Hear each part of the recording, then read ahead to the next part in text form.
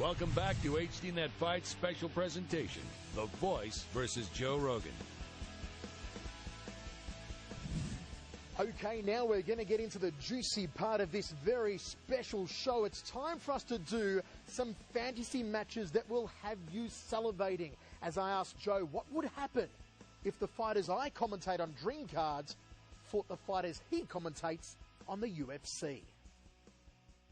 The big match, the big fantasy match for me has to be Alistair Overeem versus Brock. Ooh, I love that. Yeah, bring it on. Fight. If Alistair could pass a piss test, that's very, I don't want to cast any, Hey, same goes for Brock as well. And I'm not saying anything, but, true. Well, he passes him, though. We know he passes him, though. There are ways, Joe. There are ways. Well, anyway, that's a topic for another time. It is. If you look at Brock when he was younger, though, man, when he was younger, he was a fucking gorilla. Yeah. His neck was this big when he was 12, That guy, that's a freak athlete. Yeah. There are dudes that just have freak genetics, and you can take all the steroids in the world, but you're not going to have those lunchbox fists. I mean, that guy's got It's all horse meat with Alistair. You know that. He eats horse meat. Yeah. That's the diet. I saw the whole thing on him when he was eating 8 times a day and showing all the food that he eats. Look, obviously the guy trains incredibly hard. Obviously he's very talented. I don't know what he's doing.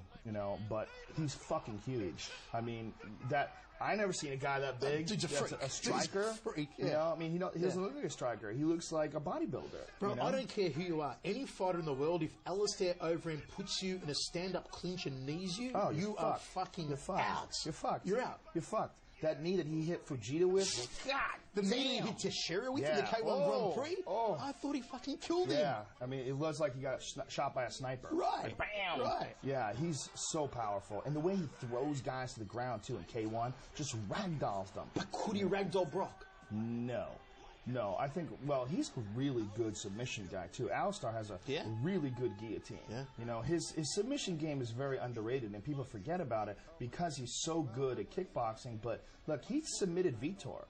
He's fucking good, man. His submissions are very good.